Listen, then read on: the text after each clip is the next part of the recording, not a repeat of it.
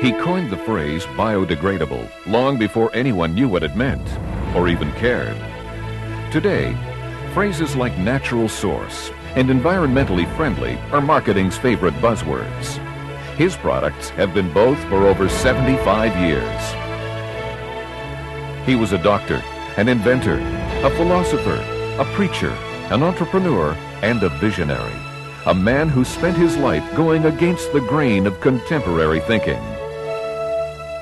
He was Forrest C Shaklee, and his was a life ahead of its time.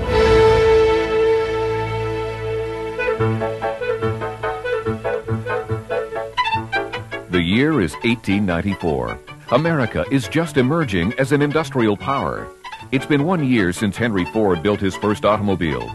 Next year, Marconi will invent the radio. And far away, in a small farmhouse near Carlisle, Iowa, a frail child is born. From the very beginning, Forrest Shaklee struggles with life. The attending doctor diagnoses him with tuberculosis. No one expects him to survive the winter, let alone the next 91 extraordinary years. But survive he does. Much to the amazement of family and physicians alike, Forrest steadily grows stronger. But his recovery means spending long hours convalescing alone. On sunny days when other boys are either hard at work or hard at play, young Forrest can be found walking through the woods near his home.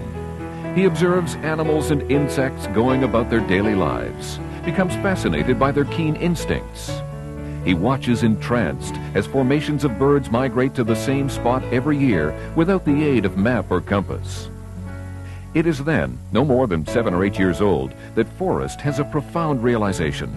Animals listen to the voice of nature. Men have forgotten how. For the rest of his life, he remains attuned to the signs of nature's revelations. In this way, the boy learns what the man will need to know. Forrest doesn't allow his early setback to ruin his life. Instead, he uses it to his advantage.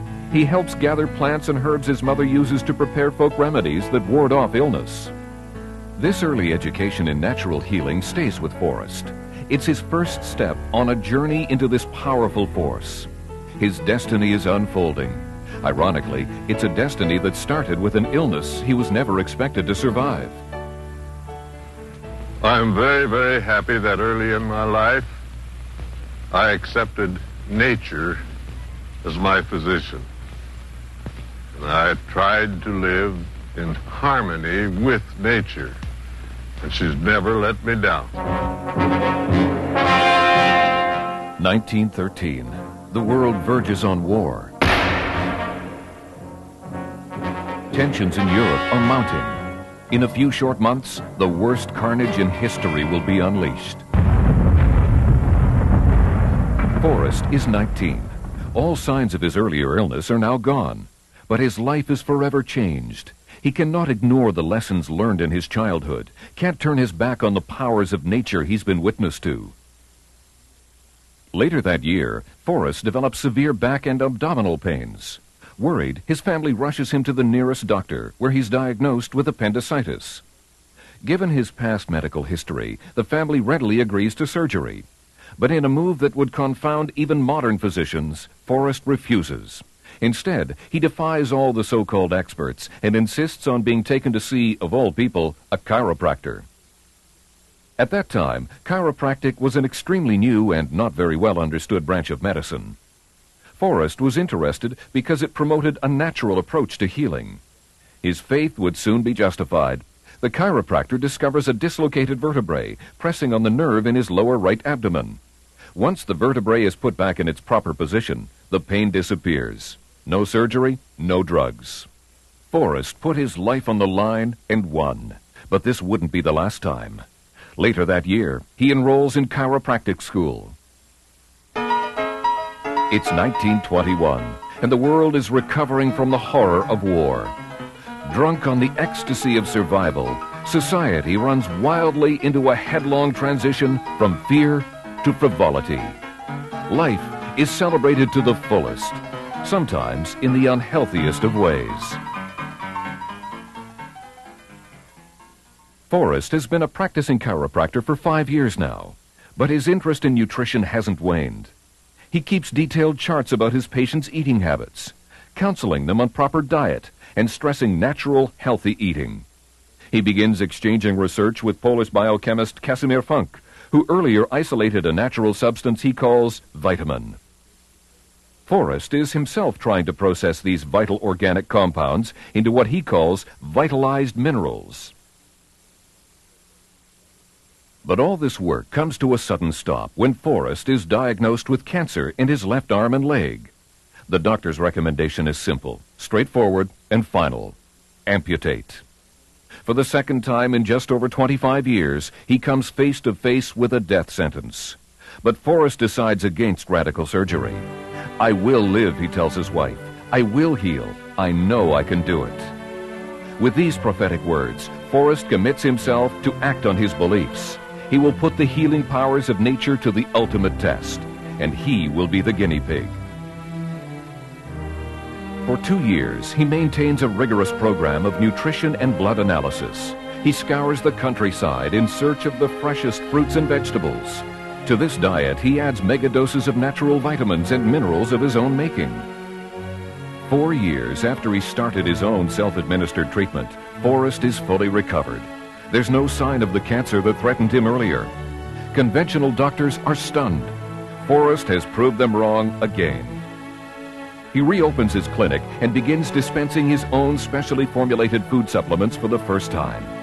The same ones that helped save him from certain death. He has risked his life on his beliefs, and won. He's now convinced of nature's healing powers, and he's ready to share them with the rest of the world. We too have an instinct telling us what to do, sometimes forcing us to do things that we don't want to do.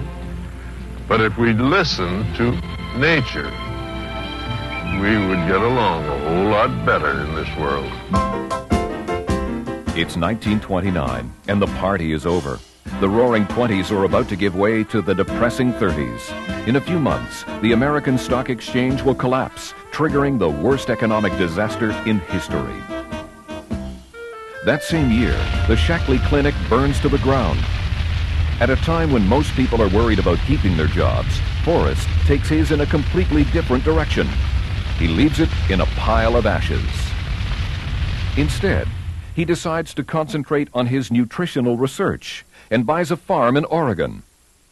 Here, he begins to unravel the mystery of nature and food. The fresh vegetables and herbs he grows in his own fields supply his experiments. This work soon inspires Forrest to again open a clinic so he can share his findings with patients. The year is 1931. The place is Oakland, California. Forrest is driven by an inner belief in his own work. Outside, he sees a world blindly embracing technological progress, where everything edible is either sprayed, processed, preserved, or packaged. Vegetables are being picked while still green. Fruits are being covered with wax coatings. Chickens are being injected with hormones. He wonders what this does to their nutritional content, or what it does to nature itself.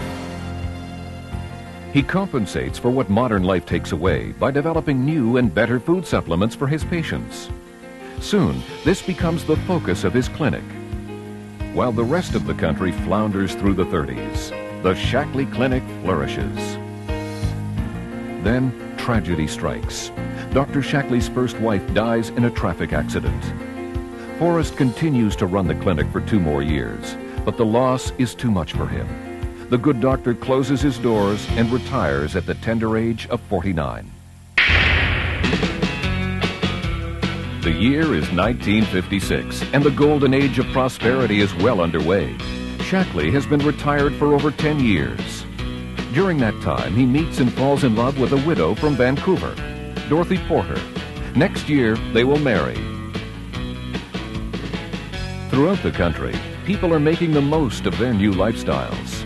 They buy products that make their lives more convenient. Fast food is just beginning to take hold. Nature, it seems, isn't relevant to modern living. And at an age when most people are preparing for retirement, Forrest Shaklee comes out of his to found a new company. With his two sons and an $18,000 investment, Forrest begins a food supplement company at a time when the term is yet to be understood. But he sees an ever-growing need for nature's own remedies in this world. And typical of his against-the-mainstream life, Dr. Shaklee realizes that retail is not the way to sell his product. Instead, he opts for a friendlier, more personable way to promote his products: person-to-person selling. At first, his is a lonely voice in the wilderness. While the rest of the world is adding more and more chemicals to their products, Shaklee introduces an all-natural food supplement called Prolescin. It's their first and only product. If people take only one food supplement, Forrest would say, this should be the one. When the world was relying on the pharmaceutical companies to make them feel better, Shaklee introduced a herbal alternative. When most people were getting their vitamins and minerals in chemical form, Shaklee developed a natural source supplement. And even as big soap companies were touting the use of phosphates and enzymes to get things clean, Shaklee was introducing its first biodegradable cleaner. Soon, Basic H led to a full range of environmentally friendly cleaning products. This was Shaklee's first venture outside the nutritional field. It was so successful, Forrest was inspired to move into cosmetics next. Shaklee couldn't understand why women hid their natural beauty under layers of chemical-based makeup. So he introduced natural source cosmetics. Shaklee's nutritional research also continues, but the simple labs of yesterday are gone. Shaklee sponsors studies at major universities throughout the world. Today, Shaklee markets a complete line of nutritional supplements for the whole family. Shaklee does not request or require animal testing for any of its products. Although he died in 1985, Forrest Shaklee's spirit shines on in the company he founded and in the products it sells. Thanks to his vision and his philosophy of the Golden Rule, millions of people around the world are leading happier, healthier, and more financially secure lives. That is why we celebrate his life, a life that almost never began 100 years ago this year. We're all truly grateful that it did.